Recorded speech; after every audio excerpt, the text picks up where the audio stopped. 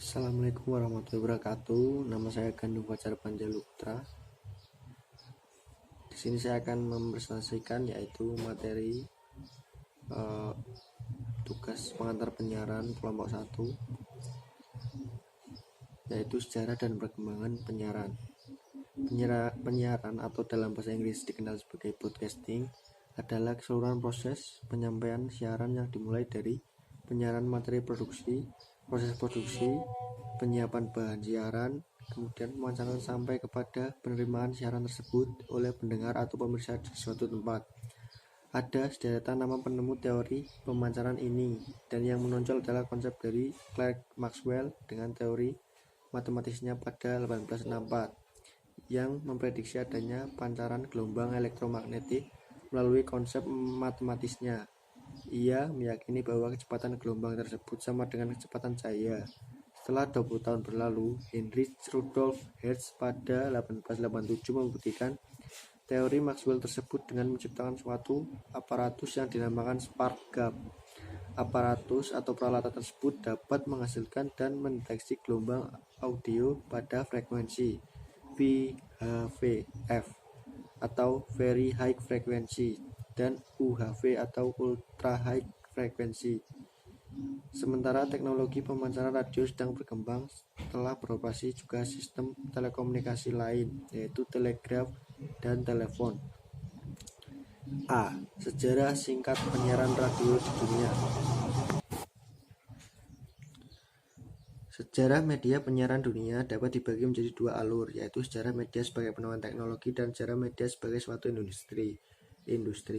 Sebagai penemuan teknologi, sejarah sebagai penemuan teknologi ditandai oleh tiga tonggak sejarah, yaitu berawal dari teori matematis yang dikembangkan oleh Maxwell pada tahun 1864 seperti diuraikan sebelumnya, yang kemudian dilanjutkan pengembangannya oleh Heinrich Hertz 1887. Berikut ini beberapa tonggak sejarah media penyiaran radio, antara lain pada tahun 1904, tepatnya pada November, ditemukan tabung hampa 2 elektroda atau Two Electrode Vacuum Tube oleh J.A. Fleming, yaitu alat yang dapat merubah listrik bolak-balik menjadi arus arah, sehingga dapat digunakan untuk mendeteksi informasi yang ditumpangkan pada gelombang radio frekuensi tinggi.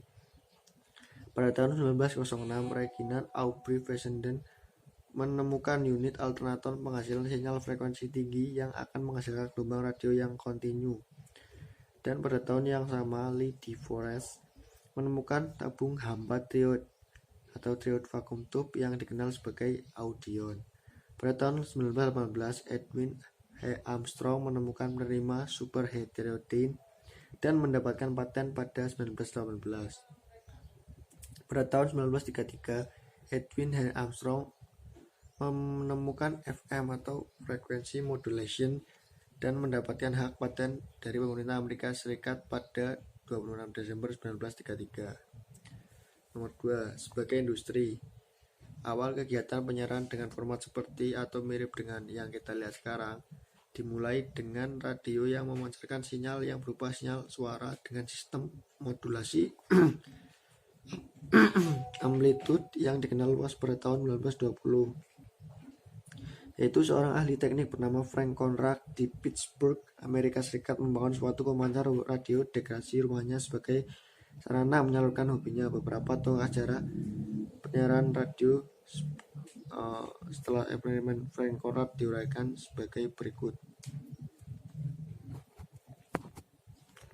Pada tahun 1922 di Inggris dibentuk British Broadcasting Corporation atau BBC, yaitu BBC memancarkan program siarannya yang pada 16 November 1922 dengan sistem AM. Pada tahun 1925 sampai 30, sebanyak 17 juta radio terjual kepada masyarakat Amerika dan dimulai era radio menjadi media massa.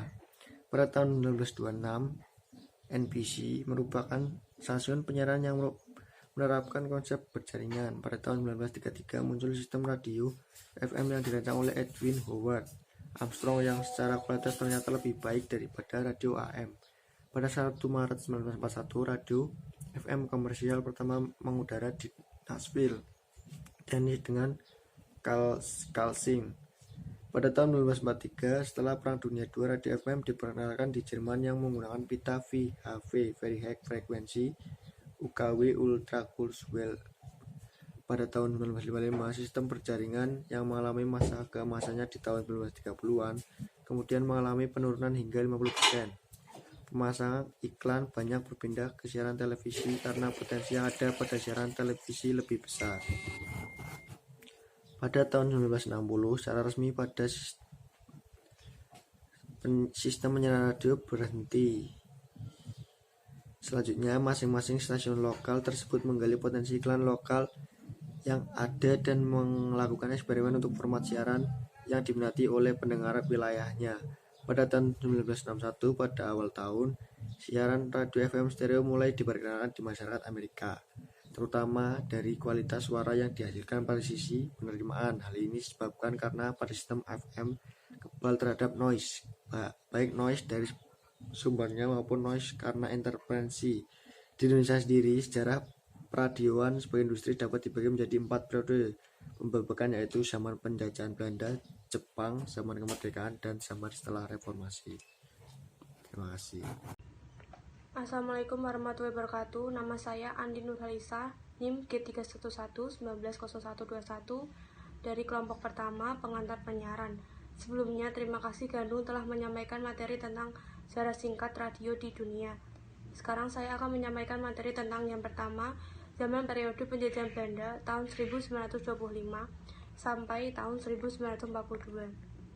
Dimulai dengan pembangunan telegraf radio pada tahun 1911 di Sabang, yang berfungsi utama untuk berkomunikasi dengan kapal-kapal yang melintas berlayar di perairan Sabang. Sejak itulah muncul keinginan untuk membangun stasiun yang menyelenggarakan siaran. Yang kedua yaitu zaman periode penjajahan Jepang tahun 1942 sampai 1945. Secara resmi, pemerintah Hindia Belanda telah menandatangani penyerahan kepada Jepang pada 8 Maret 1942. Daerah Indonesia ditempatkan di bawah pemerintah militer Jepang. Segala kegiatan politik, rencana Jepang selanjutnya dimasukkan untuk menjamin tercapainya tujuan ekspansi Jepang. Yang ketiga yaitu zaman periode kemerdekaan tahun 1945 sampai sekarang. Sejak berdirinya penjajahan Jepang, masih juga terjadi perjuangan lagi, yaitu menghadapi masuknya tentara sekutu yang kemudian ternyata Belanda berkeinginan untuk tetap menduduki Indonesia, yang nyata-nyata telah memproklamasikan kemerdekaan pada tanggal 17 Agustus 1945.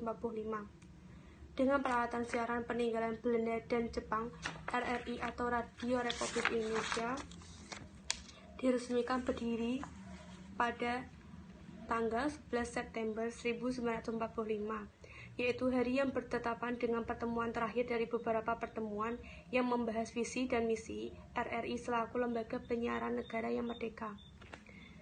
B. Sejarah singkat penyiaran televisi di dunia. Pada tahun-tahun yang bersamaan dengan pemunculan konsep penyiaran radio FM, sistem penyiaran televisi juga berkembang dan tercatat pada 1939 di satu World Fair di Amerika, yang dibantu oleh Philo Farnsworth, berhasil memperkenalkan pesawat televisi pertama. Kemajuan teknologi di bidang penyiaran televisi ini didahului oleh penemuan Vladimir Kosmich Zworykin, yaitu berupa satu sistem tabung pengambil gambar yang merupakan bagian dari kamera elektronik pada tahun 1923. Yang pertama sebagai penemuan teknologi. Sebelum penemuan dari Vladimir Zworykin ini, peneliti sistem televisi sudah mulai dirintis beberapa tahun sebelumnya oleh beberapa peneliti, sehingga sistem televisi bukan merupakan penemuan tunggal, melainkan bersamaan atau mereka memang meneliti bersama-sama. Tercatat sebagai tonggak sejarah perkembangan televisi. Yang pertama yaitu pada tahun 1884, Paul Gottlieb Nipkow tanggal 22 Agustus 1860 sampai 24 Agustus 1940, peneliti berkebangsaan Jerman membangun satu teknologi piringan putar untuk mentransmisikan sinyal gambar melalui kawat. Yang kedua yaitu pada tahun 1925, John Logie Baird 13 Agustus 1888 sampai 14 Juni 1946, peneliti berkebangsaan Inggris yang merupakan penemu pertama sistem televisi. Yang ketiga yaitu pada tahun 1927, John L. Baird berhasil mentransmisikan sinyal televisi sejauh 705 km dengan menggunakan jalur telepon antara London dan Glasgow. Yang keempat yaitu pada tahun 1927, pilot Taylor Farnworth 1906 sampai 1971 yang merupakan salah satu penemu pertama sistem televisi seluruhnya elektronik, berhasil mentransmisikan gambar televisi sebanyak 60 garis. Pada tahun 1935, Vladimir Kozmich-Shchorkin menemukan sistem cathode ray tube yang disebut kineskop yang digunakan sebagai tabung gambar pada televisi. Pada tahun 1948, Louis W. Parker 1906 sampai 1993 yang kemudian bermigrasi ke Amerika Serikat pada 1923 menemukan sistem receiver TV yang sekarang ini teknologinya digunakan. Yang terakhir yaitu pada tahun 1953 merupakan saat pertama televisi berwarna diudarakan secara komersial yang diresmikan oleh FCC pada 17 Desember 1953. Sistem televisi berwarna ini didesain oleh RCA. Yang kedua yaitu sebagai industri. Akibat ditemukannya beberapa sistem dan konsep teknologi televisi dari tahun ke tahun yang dipelopori oleh Paul G. Nipkow pada tahun 1884 dengan teknologi piringan putarannya, maka industri penyiaran televisi juga dengan sendirinya ikut berkembang. Sekian dari saya, terima kasih. Selanjutnya akan dijelaskan oleh teman saya, Mita. Assalamualaikum warahmatullahi wabarakatuh. Perkenalkan, nama saya Pramita Rifa Andini. Di sini saya akan melanjutkan membahas tentang sejarah singkat penyiaran televisi di dunia. Yang pertama, tonggak sejarah perkembangan industri televisi selanjutnya yang dimulai dari berdirinya sistem televisi BBC di London. Antara lain, pada tahun 1929, BBC mengudarakan siaran percobaan dengan menggunakan temuan John Logie Baird, yaitu sistem televisi 30 garis. Dan berkembang menjadi siaran reguler pada 1936 dengan menyiarkan sistem 405 garis dari perusahaan Marconi EMI, Electronic Musical Industry, sistem secara alternatif. Dan kemudian pada tahun 1929, penyiaran televisi secara reguler dimulai di Jerman dan kemudian menyiarkan liputan Olympic Games yang disiarkan dari stasiun Berlin dan Leipzig. Kemudian sistem yang digunakan ini masih menggunakan teknologi temuan dari John Logie Baird. Kemudian pada tahun 1931, penyiaran televisi ini secara reguler dimulai di Prancis. Dan kemudian pada tahun 1950, DW berdiri yang terdiri dari stasiun televisi dan radio. Kantor ini berkedudukan di kota Bonn. Pada tahun selanjutnya, yaitu tahun 1951, stasiun TV di Nederland 1 berdiri dan merupakan public broadcasting pertama di Belanda. Pada tahun 1952, tepatnya pada 6 September 1952, CBC atau yang biasa disebut dengan Canadian Broadcasting Corporation, TV station berdiri dengan stasiun pemancarnya di ini sendiri berdiri sebagai stasiun penyiaran radio yang telah berdiri sejak 1936. Pada tahun-tahun yang lain masih banyak stasiun penyiaran televisi yang berdiri, di antaranya di Italia, di Australia, dan kawasan benua di dunia ini. Secara umum dapat dibagi periode waktunya sebagai berikut. Pada tahun 1930 sampai dengan 1939 itu berada di kawasan Eropa dan Amerika. 1940 sampai tahun 1949 sebagian kawasan Asia atau Jepang dan Alaska. Pada tahun 1950 sampai 1959 di Kanada, Amerika Latin, kawasan Afrika, Asia Barat dan Australia. Pada tahun 1970 sampai 1989 sebagian Asia Tenggara, sebagian Afrika, dan Papua Nugini. Selanjutnya saya akan menjelaskan tentang sejarah singkat penyiaran televisi di dunia nomor 3, yaitu pertelevisian di Indonesia. Yang pertama itu ada masa persiapan. Kehendak rakyat dan pemerintah Indonesia untuk mengadakan medium televisi merupakan loncatan besar bangsa Indonesia dalam usaha mewujudkan cita-cita nasional. Keputusan yang memiliki wawasan jauh ke depan ini bermula dengan lahirnya ketetapan MPRS yang menyebutkan pada bab 1 pasal 18 bahwa pembangunan siaran televisi ini untuk keperluan pendidikan yang dalam tahap pertama dibatasi pada tempat-tempat yang ada pada universitas di Indonesia. Atas dasar inilah pemerintah pada 1961 memutuskan untuk mengadakan medium televisi. Nah, yang kedua, di sini ada siaran pertama televisi di Indonesia. Kembali pada suasana 17 Agustus 1962, setelah siaran berlangsung beberapa jam, dengan sendirinya berakhirlah semuanya untuk hari itu. Pawai serta penurunan bendera sore harinya tidak disiarkan.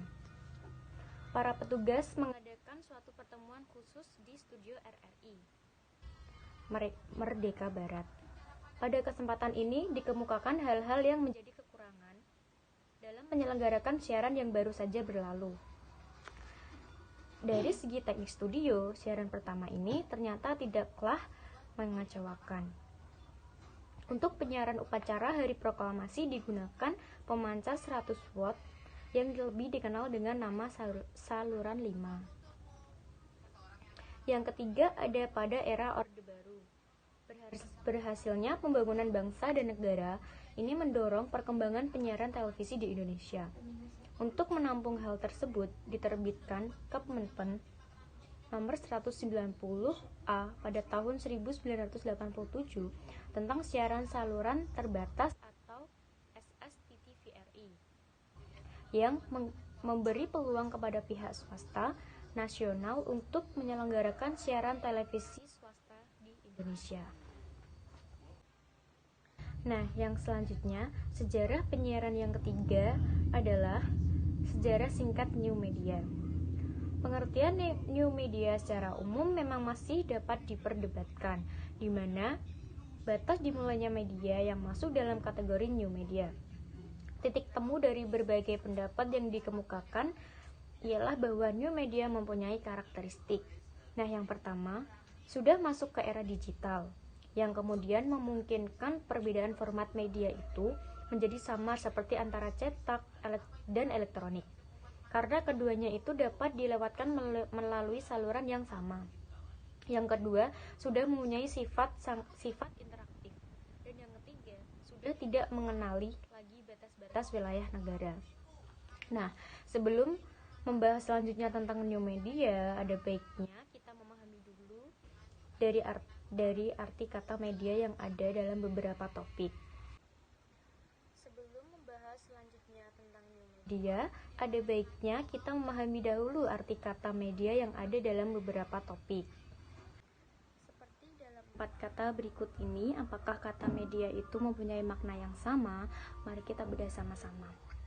Yang pertama itu ada media transmisi, yang kedua ada media massa, dan yang ketiga multimedia, dan yang keempat ini baru new media. Untuk memahami kata media dalam keempat istilah itu, Lebih mudah bila kita mengerti dahulu bahwa operasinya sistem penyiaran adalah satu proses telekomunikasi, di mana tempat pengirim, penerima, medium penghubungnya, dan gangguan yang terjadi pada medium. Selanjutnya, kata media pada media massa. Ada kata massa memberikan pengertian kepada kita bahwa media itu berada dalam kaitan dengan permasalahan komunikasi massa, yaitu format atau bentuk komunikasi massa itu. Seperti telah diketahui bahwa terdapat 3 format saluran komunikasi massa, dan ketiga format saluran komunikasi massa itu selanjutnya akan dijelaskan oleh teman saya. Terima kasih. Yaitu 1. Media tatap muka yang bersifat langsung komunikasinya seperti penyuluhan, pidato, pengarahan, dan ceramah. Kedua, media cetak yaitu koran, tabloid, majalah, dan spanduk. Ketiga, media elektronik yaitu penyiaran radio maupun televisi.